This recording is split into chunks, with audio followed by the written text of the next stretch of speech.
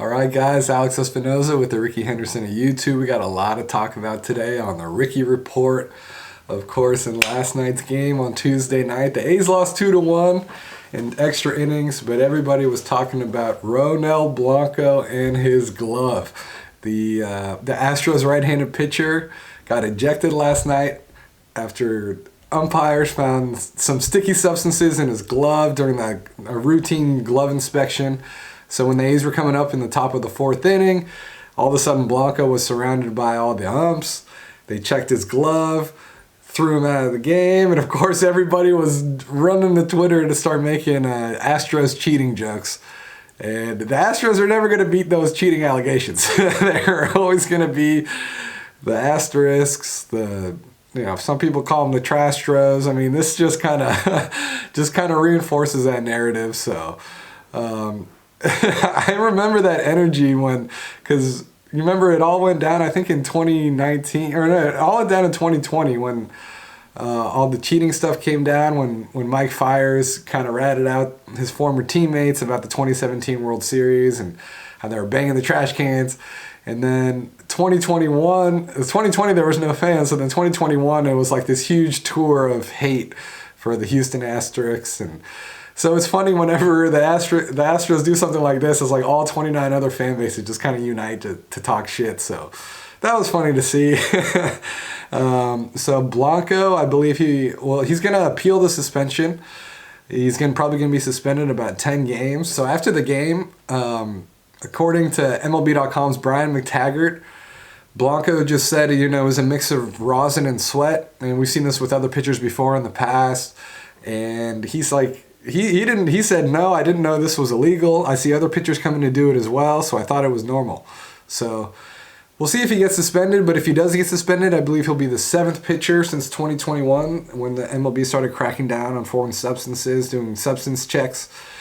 And of course the infamous, I remember Sergio Romo, when they started doing substance checks, he pretty much pulled down his pants. Anyways, so other pitchers to do it are Max Scherzer, Domingo Germán. And Domingo Germán, he's a Yankees pitcher who, a couple starts before he got tossed, he got a warning about it. And then Rocco Baldelli actually got tossed because he thought that Germán should have got tossed. So everybody's getting tossed. And then Drew Smith, he's a Mets pitcher. Hector Santiago, Caleb Smith, and Robert Suarez have also been suspended for sticky substances. So Ronel Blanco is going to be joining that crew, I think, in baseball jail. But yeah, it'll just be, 10 games, 2 starts. And yeah, and also I want to share some quotes from the first base umpire, Eric Bacchus. He was the first guy to kind of check in. He did a pool report. He spoke with a pool reporter, and he said, I felt something inside the glove. It was the stickiest stuff I felt on a glove since we've been doing this for a few years now. So I brought the crew in. But as Mariner Muse on Twitter pointed out, if Blanco does get ejected, he'll be suspended 10 more games than anybody ever got suspended for the World Series winning team with the trash cans and all that stuff. So we'll see what MLB does, but the glove is being mailed to the commissioner's office. So we await his fate. But yeah, I think he's going to get suspended, but we'll see what happens. So now in the game, the A's lost 2-1. They've lost 8 of their last 10 since going on that 6-game heater. And the Astros walked it off in the 10th inning against Michael Kelly after the A's had runners on 2nd and 3rd in the top of the 10th against Josh Hader, but then Ruiz and Rooker both got out, so they couldn't do it. But at least we got to see Mason Miller. I mean, it wasn't a safe situation, but he hadn't pitched since May 8th, so it would have been 6 days since he pitched. But also all that time off meant we got to see him for 2 innings, which was sweet. He hit 103 a couple of times. But really, it's about his slider. His slider is just disgusting. I mean, especially this swing to Jose Altuve. I mean, this is Jose Altuve's doing it too. But check out the swing that he got from Jose Altuve. I mean, he's just going all over. He did that a couple other times. Dude's just reaching. They have no idea what's coming. I mean, the thing for me with Miller, it's like, yeah, he throws 102, 103, but he's throwing darts too. Like when Aroldis Chapman would do this, I guess it's probably been like 10 years now when he was throwing like 102, 103, 104. But whenever Chapman was doing it, was like, ooh, it was a spectacle. But he was kind of, you didn't really know where that thing was going. With Miller, it's like throwing darts. And he's also, I don't know how he generates so much power. Like he spent a lot of his time throwing out of the stretch. So he's just kind of looking, and somehow he generates enough torque to get that 102 going. Makes it look effortless. I mean, it's crazy what this dude is doing right now. Just look at his baseball savant page. Like almost everything is like 100. Like a lot of things are 95 percentile plus. I mean, his expected batting average, fastball velocity, chase percentage, whiff percentage, hard hit percentage. Look at all that stuff. But yeah, it's really. I mean, it's just that. I mean, he's only doing this with 2 pitches, and the 2 pitches are ridiculous. I don't know how much horizontal break that slider has. I should have looked that up before this video, but that thing was moving like 2 feet. That thing is crazy. And if you're expecting 102 and then you see this thing coming, I mean, it's pretty much impossible. The numbers back it up. In his first outing, he gave up 2 runs during a 12-3 loss to the Guardians, but ever since then, he's been pretty much untouchable. He's given up 4 hits, 4 walks, but he's also struck out 35 people in that span. So overall, he's got 38 strikeouts, 5 walks, and 18 innings. So that's over 2 strikeouts an inning. ERA under 1 now. He's got 0.98 ERA. And somehow he's got a negative .19 fielder independent pitching, so FIPs. Somehow he's got a negative. I don't know how that works, but it makes sense. This dude's a living god right now. So, I mean, also another thing I thought was interesting is that like about a month ago, you know, when he went on MLB Network, he said he actually wants to be a starter in the future. That's what he wants. I mean, last year he actually threw 7 shutout innings at one point near the end of the year. So but I mean, dude, what he's doing right now as a closer, it's pretty amazing. And I think if he wanted to do this role, he could obviously be elite at this for a long, long time. He's only 25, and he won't be eligible for arbitration until 2026. So the A's technically could keep him on the cheap for this year and next year before his pay raise. His pay rate would definitely go up, but of course, teams are already knocking at the door for the A's. As Ken Rosenthal reported a couple weeks ago, they've got a lot of calls on him, but I guess the asking price is steep. So hopefully A's fans get to see him in the All-Star game. I think that'd be really, really cool to see Miller on a national stage, you know, going against, you know, the best hitters in the National League. That would be really, really cool to see. So we'll see what happens, but shout out to Mason Miller. 5 strikeouts, 2 scoreless innings. He's looking ridiculous. Before the game, the A's made a bunch of roster moves. They activated Zack Gelof off the injured list. He was out about 3 weeks with an oblique injury. They called up Brady Basso all the way from AA Midland. And they optioned Easton Lucas after he had mop-up duty on Monday, so they needed a fresh arm, and I think Basso's pretty much going to be like their long man for now, behind Mitch Spence and Kyle Muller. And they also sent down Lawrence Butler to AAA. So that's too bad. I mean, it makes sense if you look at the numbers. Even though Butler, he has really good exit velocity, really quick hands. I think the fastest hands and the best exit velocity on the team. But it really wasn't translating to hits. And I know his his BABIP is, what is that, batting average on balls in play? I think on the radio they said yesterday it was 60 points below his average, but still, he's only hitting 170, so I guess even he's expected to hit 230. So I guess in today's game that's not too bad, but still, I mean, he had a 537 OPS, 65 weighted runs created plus, and a 59 OPS plus. So it really wasn't getting it done. I mean, his defense was good out there in right field, but I think the biggest thing is that he's kind of like, just from my impression, just watching the team closely this year, being in the locker room a few times, is like he's really the glue guy. Like he's always laughing. He's always like celebrating people's home runs, getting them fired up if they hit home runs. Whenever anybody does something, he's always out there.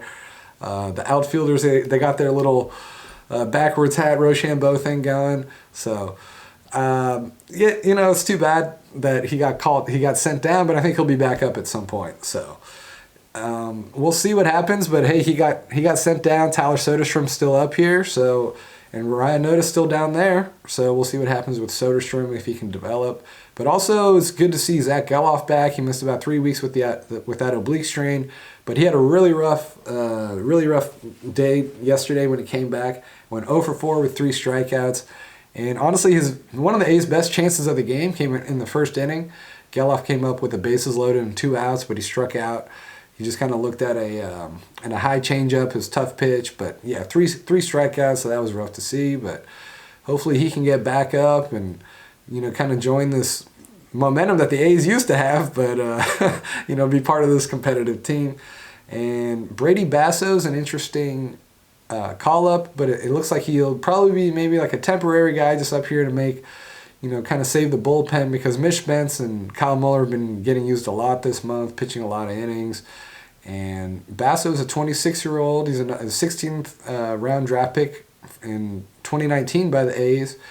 And he's got 32 strikeouts and 3 walks in 6 starts with Double-A Midland this year, so he's a control guy. I think he tops out at about 94, so he's not a super fireballer or anything, but it looks like he knows how to navigate his way around the plate. And he's actually from a Houston suburb called Pearland, Texas. So I bet he has a bunch of friends and family out there. Hopefully he gets to make his debut this series, and they can all go nuts for him. That would be a really cool moment to see. So good luck to Brady Basso. And we also have some Howard Terminal news. Getting off the team, because there's always some stadium news going on with the A's. This actually happened a couple days ago. I didn't really talk about it yesterday during the Rickey Report, but the San Francisco Bay Conservation and Development Commission has quietly reversed a decision to give maritime priority use back to Howard Terminal. So if you remember, back in 2022 in June, some A's fans actually went to the SFBC DC Commission and voiced their opinion to remove the port priority use designation from Howard Terminal, and they were successful. They got a 23-2 vote from the commission to clear the way for Howard Terminal, which would, enable the A's to put up their stadium and their partners to put up all the commercial and real estate development around the area. But now that has been reversed, and it is back to being a maritime priority. Howard Terminal is back to being a maritime priority used space. So basically, I think it's going to be like a parking lot, staging area kind of deal. And I think it's a big loss for Oakland. I mean, this is prime 55 acres of prime real estate right on the waterfront, walking distance to Jack London Square. I mean, even if the stadium isn't going there, I was hoping that somebody would be able to come in, put some housing in there, hopefully some affordable housing, and just, I don't know, maybe another cool area, some more shopping, just something to get people, kind of revitalize that area. Because for right now, it's just kind of, it's literally just a parking lot and, just chain link fences, a bunch of semi trucks moving in and out of there. Nothing too crazy, but it's right there on the water. So hopefully somebody does something with it. And a manager from Scott's Seafood Bar and Grill, it's been there for 50 years now. He was upset. He said the stadium would have brought more business to the economy in this area. We need more attractions, and I was sad it wasn't possible. So this move was applauded by the Pacific Merchant Shipping Association, which was one of the big unions, one of the big groups behind the East Oakland Stadium Alliance, which was the biggest opponent to the Howard Terminal project when the A's were actually trying. And Mike Jacob had this to say. He said, "We were philosophically opposed to giving up property for the A's development, but as a practical matter, we were interested in sitting down to discuss seaport compatibility with the ballpark, but not housing. It would have smoothed the path towards some non-maritime redevelopment." So it sounds like they were just worried about all the traffic and everything like that. And I don't know, man. I'd rather have traffic and development than just some semi trucks going in and out of a parking lot. But what do I know? So it's too bad. But it looks like if the A's by some miracle ever did come back to Oakland, they would have to, whoever had the team, if it was Fisher or somebody else, they would have to develop the Coliseum. So that's too bad, but we will see what happens. I mean, honestly, I think they're going to end up if I had to put my money on, I think they're going to end up in Sacramento, but we'll see what happens. So, okay, last thing on the Rickey Report. Got some cool news from the Oakland Ballers. So those old Coliseum seats that are just kind of been sitting and decaying in the Coliseum sun in the parking lot near in B lot, kind of near where that BART train goes, the the airport shuttle. So over in that corner where all those seats are sitting from the Raiders remodel, the Ballers want to repurpose those, put them at Raimondi Park, and I think it's a really, really cool idea. I think it'd be awesome, kind of preserve that piece of Oakland history. And literally those things are just sitting out there collecting dust. I mean, so if there's a practical use for it, I think that'd be really great. We'll see what happens. But the Ballers have officially, put in a request to get those seats. And Janie McCauley from the Associated Press interviewed Ballers co-founder Paul Friedman, and he had this to say: "These seats are pretty significant for folks who follow Oakland sports.